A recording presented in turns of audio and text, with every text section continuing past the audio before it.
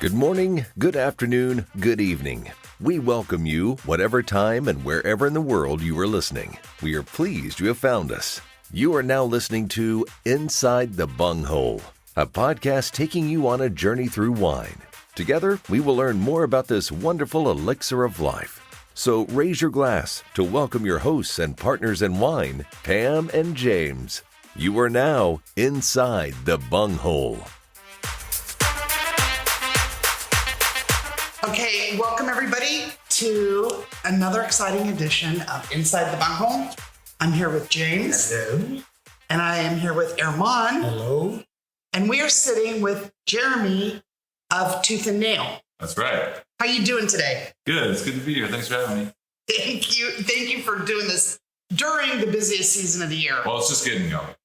Yeah. Thank goodness. Grapes looking good. Yeah, we noticed when we were driving in, the grapes are hanging off of the vines. Yep. Erman introduced us to Tooth and Nail, and we want to find out a little bit more about you, the winery, what makes you guys special. We have some quirky, weird questions. Great. Good. I love it. Well, my background is pretty straightforward. I'm a California native, but my family moved us to the Twin Cities in Minneapolis when I was very young. So I spent my entire childhood in Minneapolis. Was exposed to the outdoors at a very young age. Mountaineering, canoeing, all that stuff. So I had an appreciation for the natural world from age 8 onward. So that led me to do work on my undergrad at University of Vermont in Burlington, studying environmental studies with a natural history focus. Initially, I wanted to be a, expedition leader, and then eventually wanted to go into this, into wilderness medicine. It's really close with wine. That is close. So that's actually Wilderness medicine. That's crazy. That's actually what sort of brought me back to California, because in 1999, when I graduated high school, my family, I'm the youngest, they had it with the winters there. So they moved to Santa Barbara, California. And after I'd gotten certified as a wilderness first responder, I was like, wanted to do wilderness medicine. The next step there was wilderness EMT, and found a program in Watsonville to get just the normal EMT. And so drove cross country, but also then I met this great group of people working at Trader Joe's, and I needed a job for 6 months before this program started. So, crazy. Yeah. And then, working at Trader Joe's was where I was exposed to wine. I mean, I drank wine, in college. My parents drank wine growing up, and Usually out of a box or no. They were drinking Bordeaux in the 80s and Burgundy and stuff like that. And I remember I'm also a musician. I've been playing guitar since I was 12. And anyway, I started on a beach in Florida. This kid from Kentucky, Brian Whitty, taught me how to play slide guitar. And I didn't have any money, so I would break the necks off of my dad's bottles of Bordeaux and file and smooth them down and use those as guitar slides. So that was actually my first... your foray into wine. Yeah. And anyway, but then I really fell in love with wine, was working at Trader Joe's. I started buying viticulture textbooks on Amazon, started studying on my own, and then eventually it really drew me in, and I ultimately applied and enrolled in a graduate program at Cal Poly here in San Francisco. Nice. I studied viticulture, not winemaking. So, and viticulture, okay. Viticulture versus winemaking. Can you explain the difference a little bit? Yeah, so viticulture is the science of cultivating vines, farming grape vines they're just farming grape wine. vines. No, Not even viticulture. Growing table grapes, that's still viticulture. growing peaches. Not viticulture. Anything with a vine? Do you want to stop at watermelon? We don't keep Just vines. Just Just grapes. vines. Just grapes. Grapes. Be them table or drinking. Right. So viticulture is several kind of spheres of learning, right? Soil science, plant nutrition, pest management, etc., irrigation, all this stuff. And then there's the whole concept of wine growing. Yes. Which is taking it to one next level, because one of my philosophies with winemaking is that the best winemaking decision actually happened in the vineyard. Interesting concept. Yeah. Interesting concept. So I started working in wine cellars in 2007, and that was very infectious.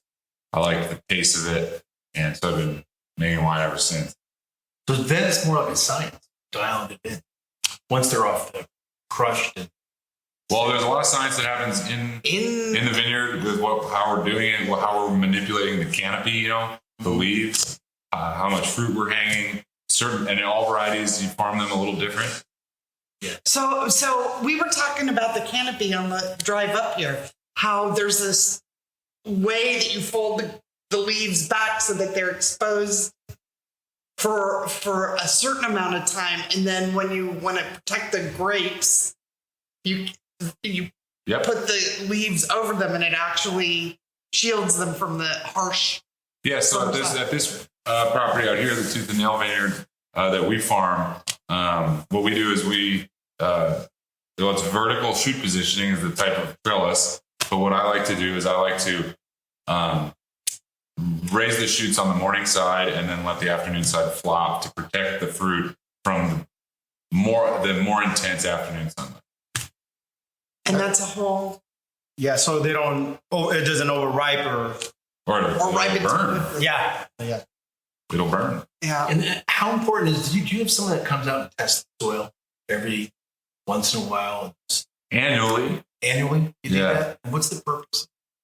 Mainly looking at accumulation of salt over time, and typically the soil structure doesn't change. It's going to have as many components, well, but it'll be nitrogen rich. Or yes, that is actually more indicative of how much organic matter, what percent of organic matter is in the soil. What does the soil microbe population look like? Because it's living. And that's the shit you learn in college. It is. And as far as the soil structure and its water holding capacity, all that doesn't really change year to year. Yeah. But what we do with the vineyard is we do check nutrition levels by taking petiole samples at certain times throughout the year. Do you guys practice any biodynamic or self-sustainable? So this property, it's 12 acres here in Paso Robles Willow Creek District. I've been farming it organically for the last 5 years. We haven't used herbicide ever since I've been here in 9 years. So that's just something that Rob and I believe in. And so a little background on Tooth and Nail. Yes. Tooth and Nail Wine Company was started by a grape grower, Rob Murray, California native, grew up in the valley, in a farming family. In the mid-90s, he moved to Paso Robles and started a vineyard management company. And then, was getting groups of investors together to buy these vineyards that he would take care of and then market the fruit. And then around the time of the economic downturn in 2008, grape prices suffered as well. So Rob was just kind of sick of selling Cabernet to Napa wineries for nothing. And then they're going and blending it in 15% into these $100 bottles of wine. So he started making his own wine, and that's how Tooth and Nail was born. And we've grown organically over the last 13 years. Is a lot of that, or not a lot of that, but is part of that because Paso Robles itself has really gotten. Yeah, I think sustainability is near and dear to many of us. Just in my short 15-year career, it's a different landscape now. Restaurants are getting better. There's several. It's a destination. Well, and just look at this. There's a shortage of lodging, and there's a couple high-end hotels coming in. More restaurants are coming in. That's going to continually drive kind of the brand of Paso Robles. Yes. We really believe rising tides lift all boats. Yes. Yeah. Let's take a short break, and we're going to pour some wine, and we'll be back in just a minute. If you want to know more about Inside the Bunghole, join us on all our social media platforms. You can get a revisit and view all the latest posts, giveaways, and information on this podcast. Simply search Inside the Bunghole on Facebook, Twitter, or Instagram. Like, share, and subscribe. Leave a comment. We would love to hear from you. Or you can email us at insidethebunghole@gmail.com. Thanks for tuning in, and visit our website at insidethebunghole.buzzsprout.com, where you can always find our latest podcast and past episodes. Cheers!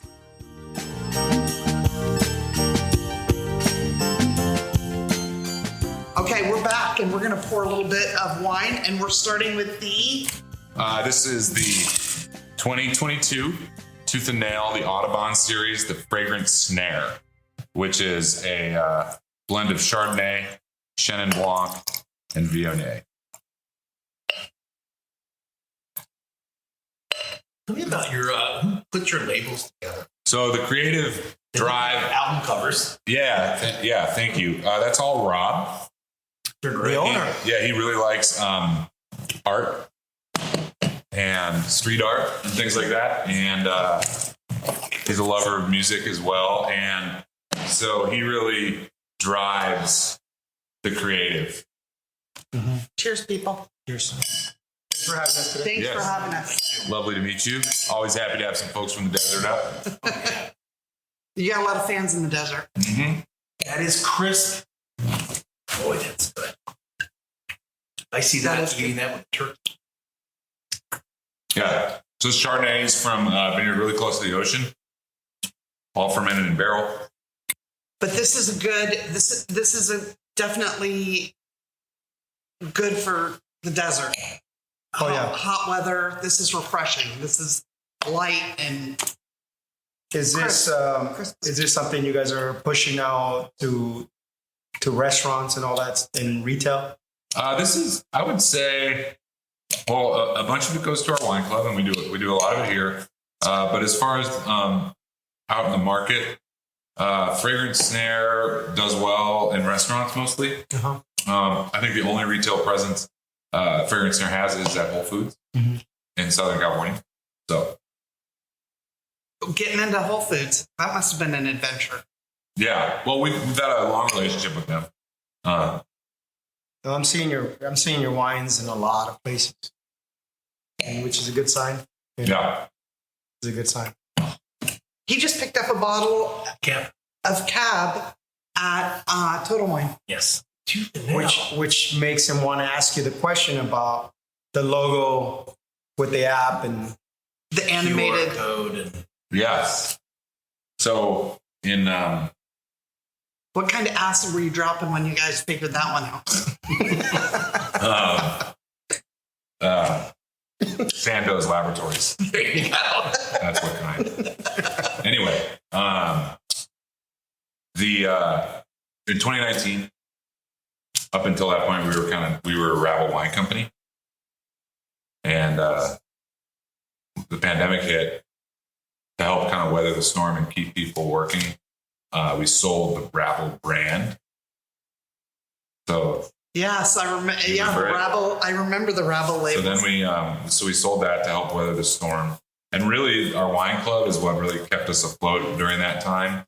You know, restaurants were all closed. Yeah, and the little people. So anyway, then we rebranded as Tooth and Nail Wine Company, and then Rob came up with the Squad series. Which was, a little bit, wasn't to take the place of Rabble at all because it's a different price point, but we got to reinvent ourselves a little bit and to kind of say thanks to our wine club. Mm-hmm. We sort of, Rob wanted to design the labels as like the alter egos of our wine club members. And so they're character-driven wines. There's a Cabernet, a red blend, a Tempranillo, and a Sauvignon Blanc. And they're very cool. Those are big drivers for us out in the market. I've seen it at Total and in Palm Desert as well. And they do great. And honestly, those wines, those are the most important wines that I make because one of my philosophies with wine is like, I really want to, make the world a better place. Right. But I mean, wine does that. Yes, it sure does. Share it. It does. Pick up. It brings people together. But what's great about the Squad series is they're really accessible price-wise.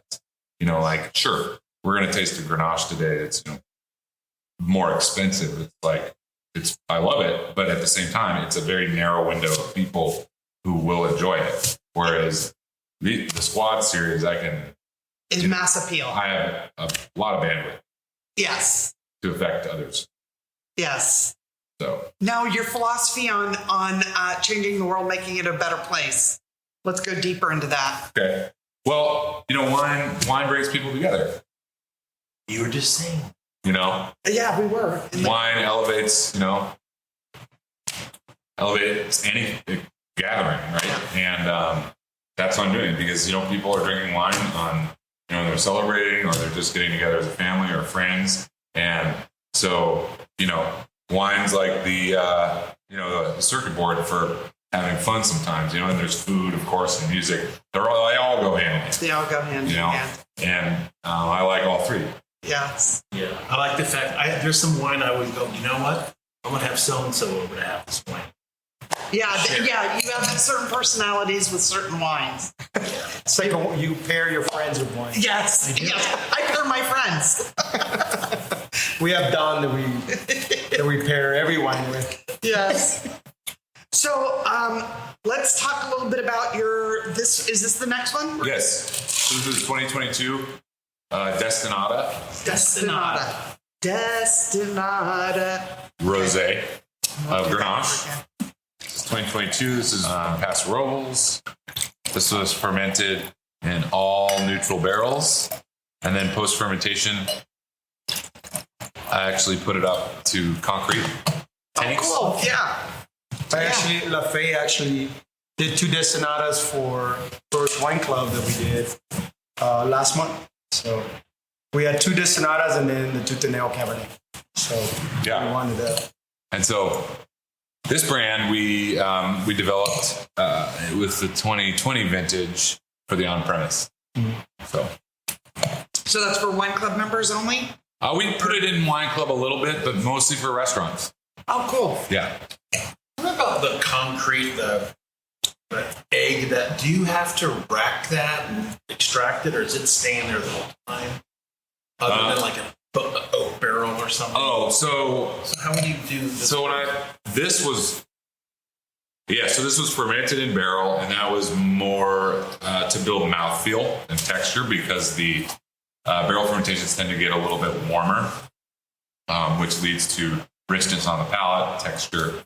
And then post-fermentation, actually post-secondary fermentation, we did rack it up to concrete to age. Through the concrete, finish it out. But white wines that we would ferment in concrete eggs, typically we do not rack them. I leave them on their lees. Because of its egg shape, they settle much slower. Right. Are those things cooled? The egg is cooled inside, or we have the capability to cool the 2 larger eggs. They're about 470 gallons. They're about as tall as me. But honestly, concrete has so much stored cold energy in its walls that are that thick. The fermentations are cool and even. Yeah. So you should probably do another break. We'll come back and have this one. Yes. And I do a little wrap up. Very good. Okay. If you want to know more about Inside the Bunghole, join us on all our social media platforms. You can get a revisit and view all the latest posts, giveaways, and information on this podcast. Simply search Inside the Bunghole on Facebook, Twitter, or Instagram. Like, share, and subscribe. Leave a comment. We would love to hear from you. Or you can email us at insidethebunghole@gmail.com. Thanks for tuning in, and visit our website at insidethebunghole.buzzsprout.com, where you can always find our latest podcast and past episodes. Cheers!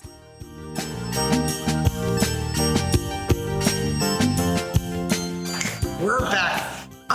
We were talking over the break about sourcing your grapes. For how many are estate? What wines do you have that are estate? This Grenache, the rosé, you source them? yes. And you get them from here? Yes, Paso Robles. Well, I get fruit from all over the Central Coast. But, I'm with the viticulture background. I'm super involved, and I'm out in the vineyard quite a bit, working with the growers, making sure we're all on the same page. The farming plan is followed, the way we work the canopy, how much fruit, etc. So you don't long contracts. So it's like they feel like our own vineyard. So when you source the grapes, you're actually going out and babysitting them as they're from the places that you're going to? Yeah, I mean, not babysitting so much, but just like checking in. Yep. And, talking to the growers, and because the growers I like to work with don't require babysitting. They're actually it's a very collaborative environment because, ultimately wine quality is really driven by the vineyard. So you working here now, I mean, you started when at this? 15 years ago. 15 years ago? No. This is going into my 9th harvest here. So I started with Tooth and Nail in 2015. 2015. And before, though, it wasn't Tooth and Nail at that point, right? No, it was Rabble Wine Company when I started. Yeah. Okay. Are you finding more people are wanting to get in on making wines, learning wine, being an apprentice? Yes.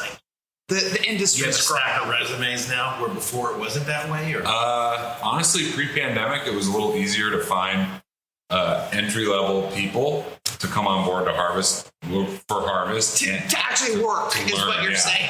Yeah, so that's getting harder. But there still is a lot of people doing it. The wine business in California is huge. Yeah. Wine grapes in San Luis Obispo County are number 2. Yeah. So. Well, I always thought because we're green. You're always green, I think, when it comes to grapes, because there's so much to know. You can never know everything. But when I hear sourced grapes, I'm thinking someone's just going out and buying bulk grapes from different regions or whatever. But you're saying, no, you're actually involved in the grow. Yeah, for sure. 100%. That's awesome to know. So in my eyes, that's not sourcing grapes. You know what I'm saying?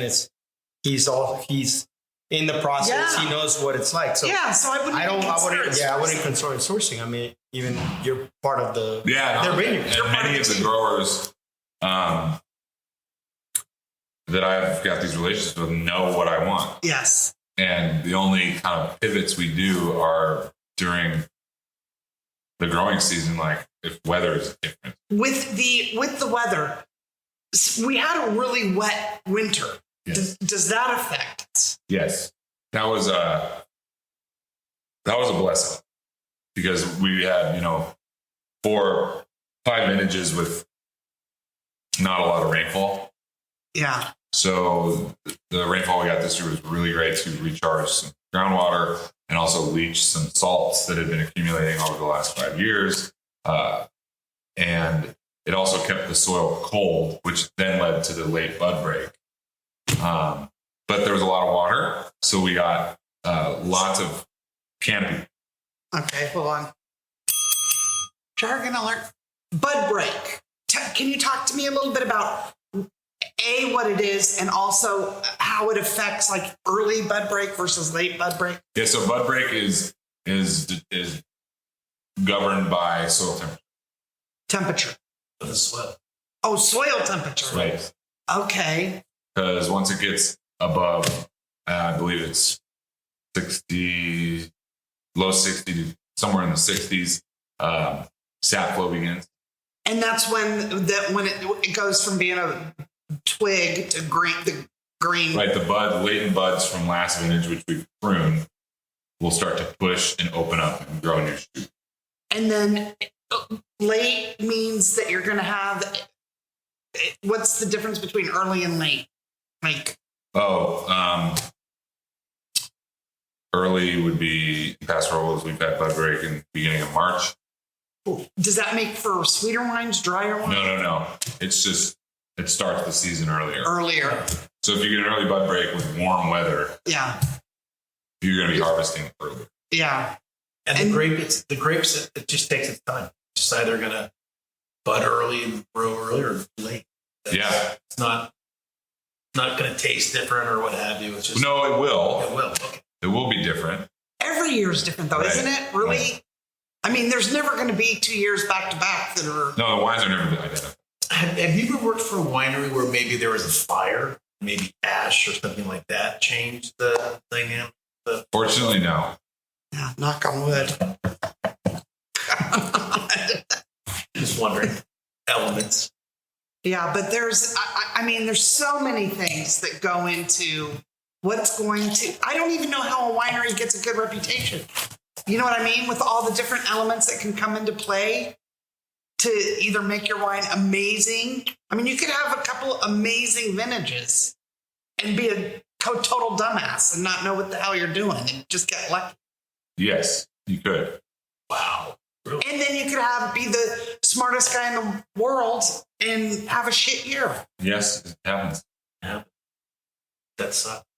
I guess it just goes down to taste all your wine. Taste every wine you can. All right, let's pour this red. Yep. And then we're going to towards the home stretch. Tell me about this baby. I love the label on this. This is a Grenache. Yes. And so this is Grenache from Murmur Vineyard in Santa Maria Valley, so about an hour south of here. And believe it or not, this vineyard, Rob planted in 2008. And Rob's your partner. Not my partner. He's the owner. He's the owner. Okay. Yeah. But this is a vineyard that he developed and planted. Oh boy, that smells good. Nose is beautiful. Wow. What do you think about that? There you have it. Tell me a little bit about your wine club. What as far as like if you're not in Paso all the time, you know, give me. Yeah, so you can join our wine club, toothandnailwine.com. We have 4 clubs. We do 4 shipments a year. They're either 4 different tiers? Yep. Okay. And the higher tiers get access to some of the smaller lot wines we make that are unavailable elsewhere. Mm-hmm. We have several wines that want like certain clubs only. Yes. But anyway, the shipments are either 3, 6, or 12 bottles a year. You guys can ship. Or every quarter. Jeremy, you guys can ship anywhere in the U.S.? Not all 50 states. Utah being that one. Well, there's a few, and all that information is on our website. Okay. And you were talking about during the pandemic how important the wine club members were. It was, yeah. They were. They still are. Yeah. I think they're part of the family. Totally. Damn. I mean, we really try to give back and, like our people, fly our flag for us, And, yeah. Yes, absolutely. Tell your story. I mean, over the years, I've gotten to know most of them, So on a different note, what kind of guitar do you play? Kind of music? I played a lot of electric guitar growing up. And then in 99 or so, when I was living in Vermont, I was playing this band and none of us had cars. And we got really sick of hauling our gear around in the snow. So we started playing acoustic music, and that sort of one way or another led to bluegrass. I love so bluegrass. That's kind of the genre I gravitate towards. Bluegrass. You have your guitar? I don't. Damn it. We would have you play right now. We would have you jam. Can you go get it? So doing the slide with the wine bottle, that came in handy after a while. Well, actually, no, because that's not a bluegrass thing, right? There's no slide ring? Not usually. And then recently, I guess the last year or so, I've started to, get into like some like outlaw country and things like that too. And just picked up electric guitar again like a month ago after like a 10-year hiatus. Yeah. So. Well, we have found that most winemakers have a creative, weird side to them. Piano player. Yep. Or an artist. Or left-handed. You left-handed or right-handed? Right. Okay. We'll forgive you on that one. So Tooth and Nail is this kind of the main highway for which just as an aside, James Dean was baddest accident on this road? It's not necessarily this road, but it's further here near Paso. At the junction. Oh, yeah. It's coming into It's Paso. about 25 minutes west of here. Yeah. Or east of here. And the drive was beautiful. Yeah. And although it was, 5 hours? It certainly didn't seem that long just because, we had good company. Yeah. And the tasting. Because we can talk. The tasting room here is amazing too. I mean, the decor in Tuteneo is probably one of the most beautiful wineries. You compare them to anywhere in Napa or anywhere I've ever been. They have some really cool decor that's up to date. Like, who was your designer in this? Rob, it's his vision. Really? All of this, yeah. This is so Rob cool. sounds man. like You a guys freak. These are like, he does it all, right? Can we meet this guy? Tell him to come down to the He's behind the curtain. He's listening right now. Well, thank you so much for giving us a little insight into you Oh, you're and welcome. to the wines. And a The busy wines time are for you. beautiful, and I know it's a crazy time, and it's only going to get worse. Your ears still. It's fun. Jeremy, we really appreciate it. Yeah, it's great to see you. Great to meet you. It's been a pleasure. It's always fun having new people inside the bunghole. And make sure you tune in to all of our social media and keep up to date with what we're doing. And we will see you next time. Cheers. Cheers. Oh, once again. Oh my dear. Here you go. Oh, good product. Thanks a lot. Yeah. Appreciate it. Thank you so much.